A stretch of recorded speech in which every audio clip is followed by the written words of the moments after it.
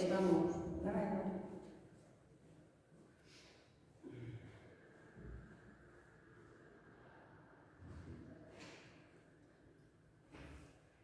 Hola, buenas tardes, bienvenidos una tarde más a la charla aquí en Carne Morta con Colectiva 27. Hoy tenemos el placer de contar con nosotros con Carla Murillo.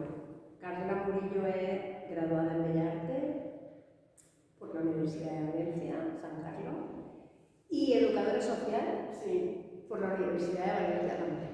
Aunque la era muy joven, tiene ya una trayectoria, muchos ya la conocéis. Y nos va a contar, nos va a hablar un poco de su forma de trabajar, de su forma de vivir el arte en los dos aspectos, porque ella utiliza esta forma artística desde la fotografía hasta la performance en su forma de educar socialmente, bueno, a esta sociedad. Y yo creo que como él lo consigue, no nos vamos a entender porque ella va a comenzar contándonos cómo comenzó esto. Primero, darte las gracias, Carla. Ay, gracias a vosotros por invitarme. Poder compartir contigo. Cuéntanos un poco cómo te introdujiste en este mundo del arte, ¿qué te llevó? Pues todo empezó realmente desde bien pequeña. O sea, en vez de querer muñecas y como regalos y tal, quería pues una barra de pintura, acuarelas, libros y también muchas películas. Me nutrí muchísimo del cine desde pequeñita y también a la hora de escribir, así como actualmente los padres dan a sus hijos enseguida una tablet y tal con una serie de dibujos, a mí mis padres pues mi libro para pintar o literal, servilletas con un boli y empezar a escribir. Y pues desde ahí, y poco a poco, practicando también y viendo que para mí era una necesidad básica para transmitir también mis pensamientos, reflexiones como mis emociones, pues dije, ay, ya lo tengo como parte mía personal. Y de ahí ya después a lo educativo. ¿Y en qué te inspirabas para tus procesos creativos? Pues me inspiraba sobre todo en observar a la gente. O sea, en ese momento no sabía lo que eran las derivas, que luego hablaremos sobre ello, pero ya era como, pues me perdía tanto por la naturaleza, como, o sea, vivías en un pueblo, sí, naciste en un pueblo. Totalmente, sí. Soy de pueblo y eso también pues me... ¿De dónde? De Lechi, en Castellón. Y nada, observando a la gente, sobre todo, pues me fijaba en su forma de actuar, de relacionarse y tal, y de ahí ya plasmaba cosas, o de conforme yo me sentía en el entorno. Pero eso ya reflexioné ya en la juventud y estudiando Bellas Artes, por ejemplo, que ya empezamos a teorizar sobre esos conceptos, porque en ese momento era una niña, iba con la bici, por ahí observando y ya está. ¿Hasta cuándo estuviste en el pueblo, más o menos? Hasta, pues, los 18. Hasta que viniste a la universidad. ¿Hiciste primero Bellas Artes o graduado social? Primero Bellas Artes. Primero Bellas Artes. Sí. O sea que el tema de los referentes no te tuvieron que explicar en la facultad. Ya lo conocía, de forma de manera intuitiva ya conocías tú el tema de tener unos referentes. Sí. Que hoy día tendrás alguno que... Sí, o sea... favorito, en lo que te inspira, ¿no? Sí, de referentes. A nivel de poesía me gustaba, empezó todo por leer Las flores del mal de Baudelaire. Y luego ya con pues eso,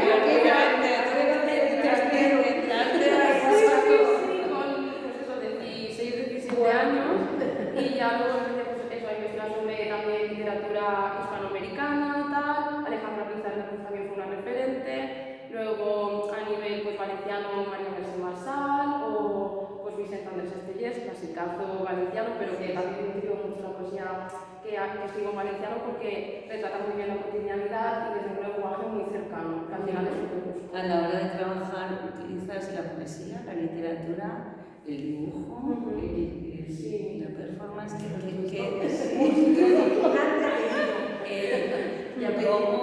¿cómo surge? ¿Es primero la letra y luego la imagen? ¿Es primero la imagen? ¿Lo vas combinando? ¿Cómo es tu proceso? Claro.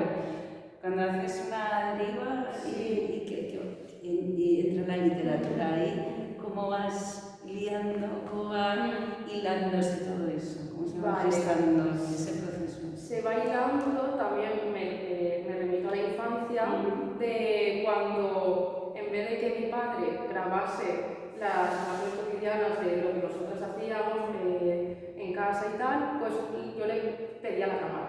Y ya quería tanto la de vídeo como la de fotos analógica. Y fue en ese momento mi primer contacto con la imagen y de querer tratar eso, sobre todo la cotidianidad, que también de ahí extraigo lo que es el relato o la poesía. Y el proceso físico pues claro, es una cámara analógica, luego hay un revelado. Sí, sí. Y el proceso de revelado también interviene. ¿Cómo lo hacías eso? Claro, el revelado era pequeña, entonces Sí. lo llevábamos a la tienda y para mí eso era magia. Luego en Bellas Artes sí que en blanco y negro revelamos, y la verdad que a mí el proceso y también el ritmo, ¿no?, más pausado, de que no es hacer un montón de fotos a nivel digital, sino que tienes que pensar muy bien qué quieres fotografiar. Entonces también el concepto del tiempo, de la aceleración que ahora mismo hicimos, tal, entonces ahí también. Y al final, a la hora de hacer la fotografía, el encuadre, ¿qué decides qué imagen tomar y qué no? ¿Cómo procesas? Vale, depende del tipo de fotografía que quiera hacer. Por ejemplo, si es de naturaleza, me fijo mucho en los colores. Si es de político, social, en lo que la imagen cuenta, el relato político. Y si es ya más de cotidiano y interior, que transmite una emoción. Que todas las fotografías transmiten emoción, pero que lo cotidiano tú digas, me veo reflejada en esa imagen, aunque no sea yo, no, o sea, la Es que como poner un valor en la cotidianidad. Sí, sí. Tener relevancia. Y cuando hablas de la deriva, que has dicho la deriva, la deriva la utilizas como filosofía, la utilizas como inspiración, la utilizas como revelarte, como se utiliza la otra deriva, revelarte contra lo establecido. ¿Cómo la coges? ¿Cómo la usas? Vale, la deriva actualmente la uso como un acto político y también pedagógico, ya que a través de ella también he nutrido programas socioeducativos de participación social en el ámbito, pues eso, del espacio público. Entonces, para mí es una herramienta muy potente que sí que conceptualicé gracias a Bellas Artes, que me situó en el situacionismo, en Widebord, en toda esa época, ¿no?, del siglo pasado, de la época del 68. Entonces, cogí de ahí todo lo que es la base teórica, empecé a indagar, investigar y tal, y pues se plasma a través de la práctica pedagógica de la deriva. ¿Y cómo ves que reaccionan los alumnos? ¿Entienden? Pues, ¿Cómo es la parte conceptual y teórica, vale, pero la parte práctica del día a día, ¿crees que, o sea, qué dificultades encuentras a la hora de explicar, ¿no? de transmitir eso que sientes y que quieres que llegue a la persona como Pues en la práctica educativa que hice con chavales en riesgo de exclusión social de 14 a 16 años, sí que cambió mucho el lenguaje. En vez de hablar en términos que nos han enseñado en la carrera y demás, utilicé muchísimo lenguaje de calle. Eso me sirvió para llegar a ellos.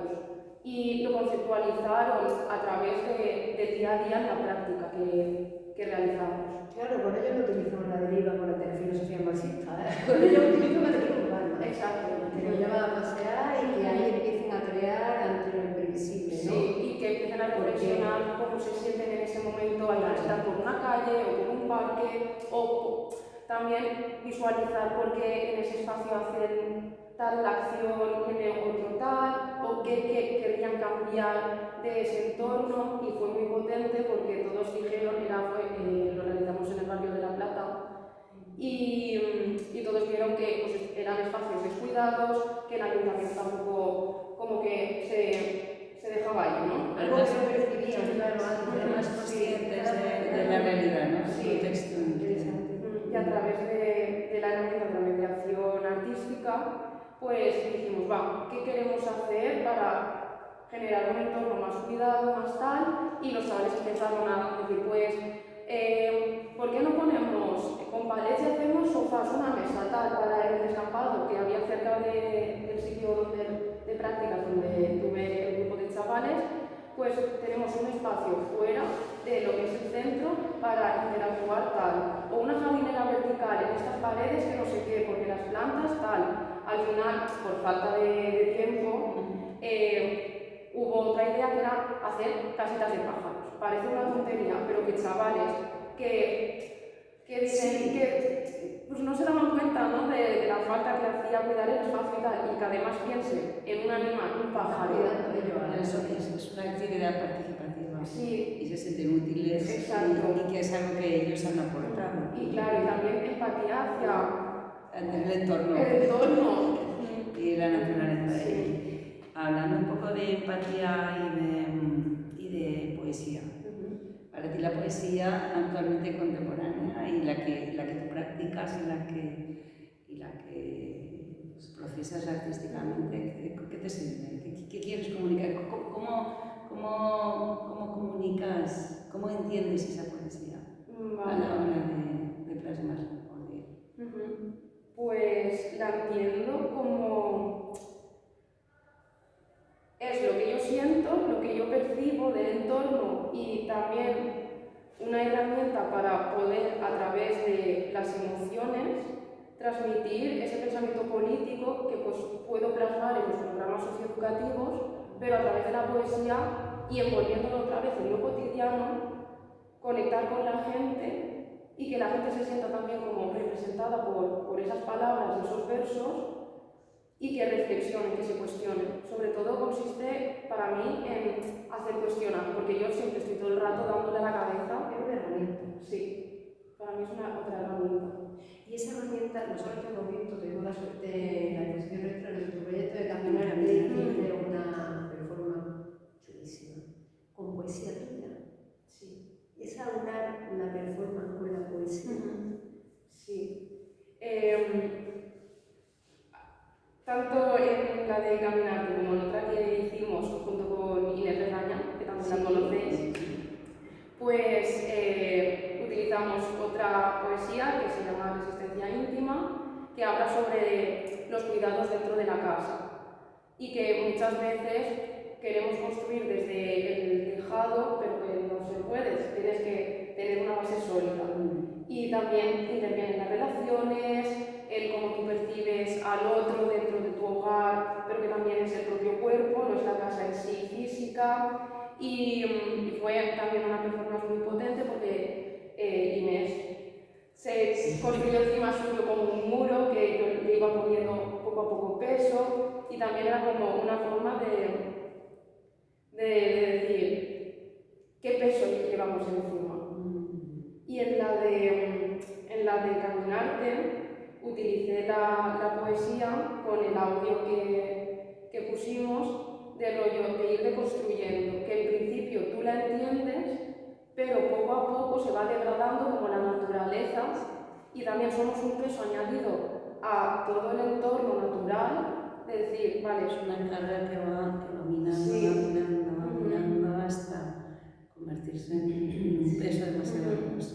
Y transmite mucha presencia. Cuando hace una performance, la presencia es muy potente contigo. Muy chula, no se lo puede dejar nuestros seguidores, tienen que tener la oportunidad, tienen que seguirla. Tú y Tabaneta puesto para que lo sigan en la cartera. Es muy interesante. Háblanos del libro. Los libros. Yo me refería a... ¿Tú te referías? Sí. Y un poco también de tu traslado a Girona. Que ha supuesto las dos cosas. Vale. ¿Te viene siendo las dos cosas. Sí. Que supone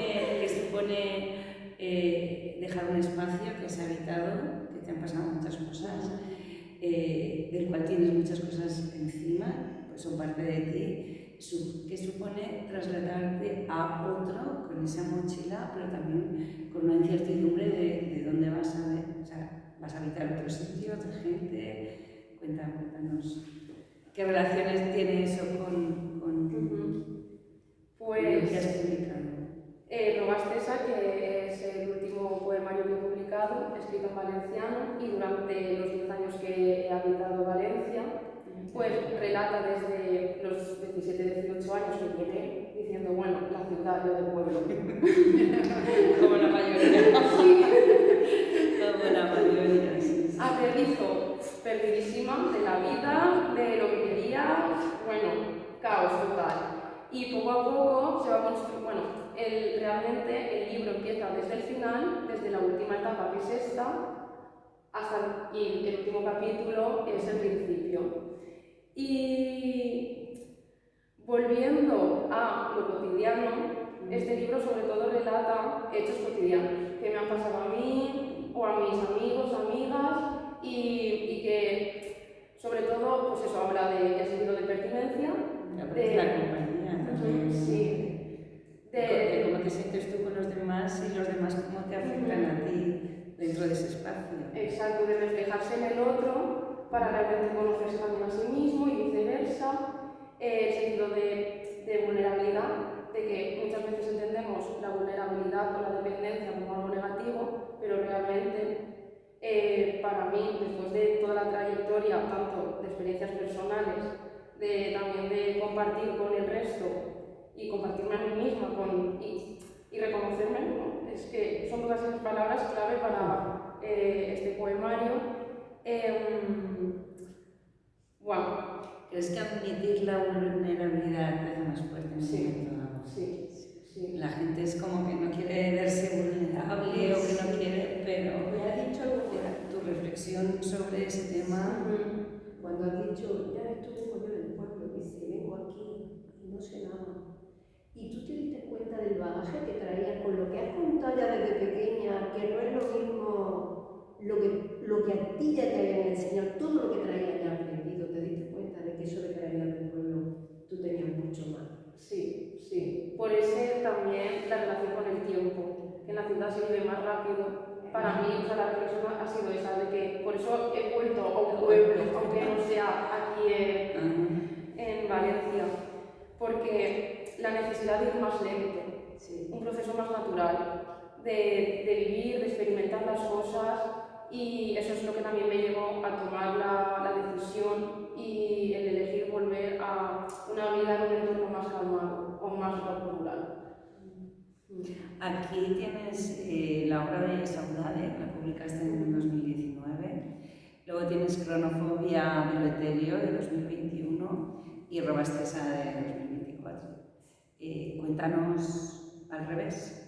Cuéntanos la cronofobia de lo etéreo y Saudade de qué va para que la gente... Cronofobia de lo etéreo fue cuarentena. O sea, fueron los meses que estuvimos encerrados y como reflexioné ya sobre eso, la cotidianidad, el ir más lento, el sentido también de pertenencia y de vulnerabilidad. O sea, ahí es donde gesté la reflexión ya que he llevado a cabo en Robastesa. Porque sabemos todos el contexto que vivimos, también lo que sentimos y pues ahí se ve reflejado eso de cómo todo pasa muy rápido, de repente te cortan esa rapidez, pero igualmente te bombardean de caos, de incertidumbre, de tal, y ¿qué hacemos con todo ello? ¿Fue un periodo para ti productivo? Sí. No lo viviste como algo... Es como un KitKat. Sí, totalmente. Y para echar el freno. El encerrarme en casa, además compartía casa con otro amigo que también hacía Bellas Artes, era como todo el rato en constante movimiento. Es más, en el TFG que lo hicimos en cuarentena, Todas. fue como, bueno, adaptabilidad a la situación, cambiar completamente el discurso del TFG y como reflexión final pusimos eso, que gracias al arte conseguimos superar esos meses de incertidumbre, de estar encerrados y tal, porque dentro de casa las cosas igualmente se seguían moviendo. No de la misma forma, pero igualmente eran, pues eso, muy necesarias también, y de sentirlas.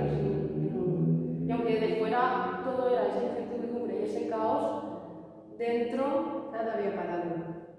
El bombardeo del que hablas era de los medios, Sí, sí. de la constante comunicación, internet, telediarios. Sí. ¿Qué reflexión sacaste sobre eso? Pues todo el miedo Sí. que sentimos, que también era como no querer compartir con el resto, el encerrarse, pero ya no solamente en casa, sino hacia uno mismo, la individualidad. Sí que hablamos mucho de lo colectivo, en cuarentena, tal, el aplaudir, pero al final se queda en algo vacío porque luego ha pasado eso y hemos continuado igual, nada cambiado, o peor. Entonces, me llevo sobre todo eso, el bombardeo mediático de los medios de comunicación, esa doctrina del shock de Naomi Klein también. ¿Crees que ha habido un rebote? ¿Hemos ido a peor en lugar de mejor? Por lo menos aprender no hemos aprendido. A ver, claro, blanco y negro, yo nunca soy de blanco y negro. Claro, está en la persona también. Exacto. Que se olvida. Que quizá extraer a través del arte y ahora, después de visto lo visto, he vivido lo vivido, quizá extraer esa lección, ¿no? Cada uno individual, pero colectivamente, ¿para ti qué ha supuesto ahora? O sea, ¿tienes más claro lo que sí que quieres y lo que no quieres? ¿O? Sí, en mi caso sí. Por ejemplo, a nivel educativo, para mí cualquier acto es político y lo educativo está dentro de ese paso.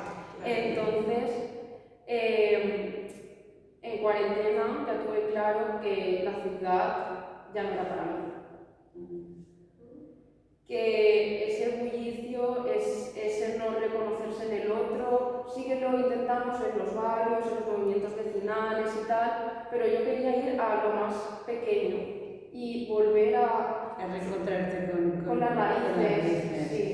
¿De dónde venías? Sí. Es un poco el pausar, vamos a empezar otra vez porque hay algo que no... Sí, ¿Y Saudade?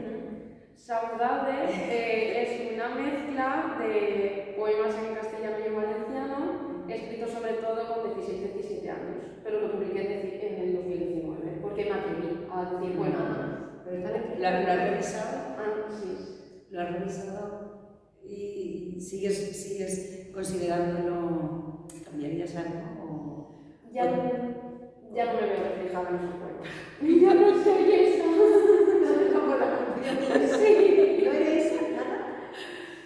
Obviamente, sí que está dentro de mí. Es con otra experiencia. Exacto. Claro. Y que ha madurado. Que ya no se ha Que olvidado. sí que te reconoces Te inspiras en ese contexto. A mi niña interior, a mi sí. niña, digamos, herida, a mi niña que dice todo el bullicio de la adolescencia de decir, vamos, ¿qué hago con mi vida? ¿Quién soy? ¿Dónde estoy? Es genial para tu niño eso. Es genial para tu niño. Que es genial eso, que te des cuenta para ahora tus niños, a los que tú educas. O sea, la ternura que tú te inspiras a ti misma de aquello, te lo inspirará a ellos ahora. Sí. Y te sirve para decir, madre mía, soy yo. Y para acompañar, porque al compartir también experiencias pasadas, aunque ya no estés en esa situación o tal, pero te hace reconocerte en el otro. Es igual como... Puedes entenderlo mejor. Claro, como el duelo de dejar un sitio, porque yo estoy ahora con personas migrantes no acompañadas, jóvenes en general. Y pues ese proceso de duelo, de dejar la casa, el hogar, la familia, para ir a otro sitio, la incertidumbre, y además el trayecto suyo que es mucho más difícil que el nuestro. Entonces, se conecta mucho mejor. A través del arte ves que ellos entienden, o por lo menos les sirve para procesar las situaciones que están viviendo aquí. Muy interesante. ¿Algún poema o obra preferida? Buah, es difícil. Es muy Elige alguno. Ya sé que todos los hijos son iguales, pero no. Cada uno, bueno, mío. Vale. El otro tendrá casi que ha quedado de hecho un tanto de los tuyos. Vale, de los míos, Igual. de cronofobia de lo etéreo, me cuestiono.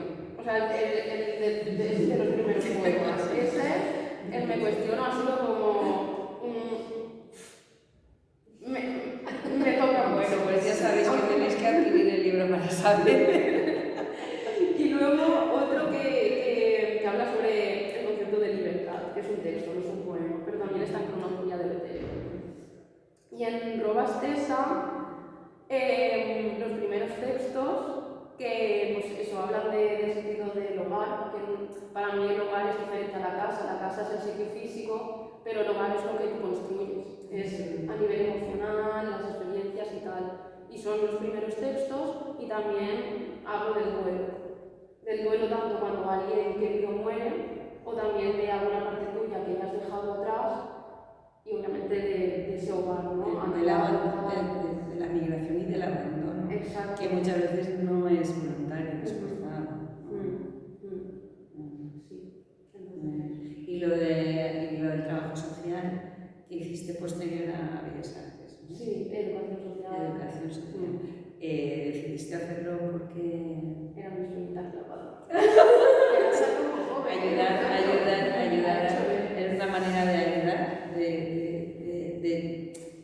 seguir. De vivir. Sí, es que la educación social a mí me ha cambiado la vida, siempre lo voy a decir. O sea, Bellas Artes ha sido como... He cogido todas las herramientas a nivel artístico, pero la educación social es que es mi vida. O sea, no puede- Claro, una forma de vida. Sí, es una forma de acompañar a las personas, también de ver el entorno, de cuestionarme. El arte es como el producto, por así decirlo, no me gusta llamarlo producto, No, sí, es pero un proceso también, una herramienta, sí, un medio para... Eso sí que es un enemigo. ¿Te has encontrado alguna experiencia muy impactante en una de esas películas?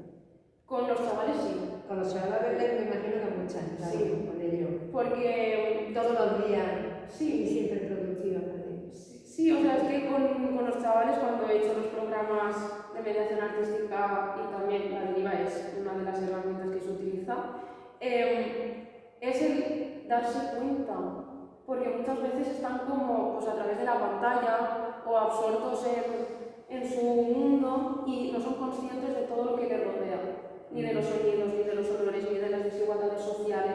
Entonces la deriva es esa herramienta que impacta en ellos. Los implica directamente. Exacto. Y conmigo, pues, el tener un ritmo eso, más pausado conmigo misma, el también percibir más, porque muchas veces también yo he estado en ese punto de hacer muchas cosas, mucha faena, mucho, ahora este proyecto, ahora el otro, ahora tal, y ¿dónde estoy? No soy un pulpo, no tengo tanto Llenarte las horas de cosas. Entonces la deriva es como mi forma de también relajarme. Muy bien. Bueno, esto se nos pasa el tiempo rapidísimo. Yo no tanto qué pasa cuando está a gusto. 2 minutos. Y lo que no queremos es que nos quede cosas del tintero, sobre todo que nos quieras contar. Sí, a ver. Yo por ahí veo que quieren preguntar una cosa. Sí, No, tengo una petición de que nos leas lo que tú consideres más tuyo. Vale, pues leo de Robastesa. Muy bien, vale. De Robastesa. Bueno, ¿dónde podéis conseguir los Sí, ¿dónde podemos conseguirlo? Sí.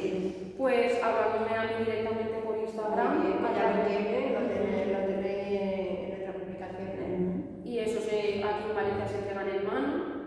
Sí, cuando estoy aquí, si no se envían a todo el territorio español a través de correo. Te mandan un mensaje privado. Sí, con la dirección y tal, y yo ya está. Ujú. Sabéis que se queda, luego lo tendréis en YouTube, en el canal Colectiva 27 que tenemos y podréis ver la entrevista con Carla todas las veces que queráis, porque yo la voy a ver varias veces.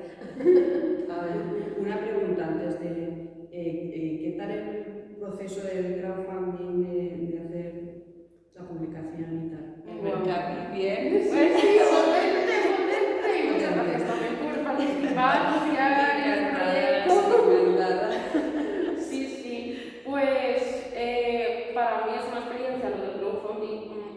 guay porque como que da a conocer proyectos de personas, artistas, tal, que pues las editoriales o los grandes medios no acogen, y es esa forma, ¿no?, también más personal y más cotidiana de darte a conocer, y que también tener ¿cómo decirlo?, un nexo de Sí, unión. con la gente que Sí, participa. sí, y además es más personal también, te hace estar en contacto directo, no es como aquí el intermediario, yo y la otra persona, no, es directamente la persona con persona. Muy bien, bueno, léenos, venga, que se nos acaba el tiempo, léenos. Vale, a ver. Vale, el primero que trata sobre el duelo. Si me preguntaran qué es el dol, diria que és agafar la mà i la distància que queda entre el record i l'ànima que es marxa. El dol és comprendre que l'aigua sempre corre i que el rellotge s'atura irònicament. El dol són tots els missatges entre línies que es queden, les escletxes on es colen les il·lusions que no es varen poder fer. El dol és el camí de la vida fent-se pas en el seu final. El dol és que ens queda a qui ens quedem seguint el sender, la pedra que ens saluda en els trams més decisius. El dol és l'acte de fe que no veiem, de sentir en la pell que crema i a la vegada es xela. Dol és mirar a totes les parts i ja no veure't. Dol és seguir els passos cuidant els batecs de qui encara dona senyal. Si em preguntaren què és el dol, és demanar disculpes, és perdonar, és comprendre que som mars en plena tempestat, en constant, en altres mars en calma, i a la inversa. El dol és donar la mà i no soltar-la fins l'últim alè.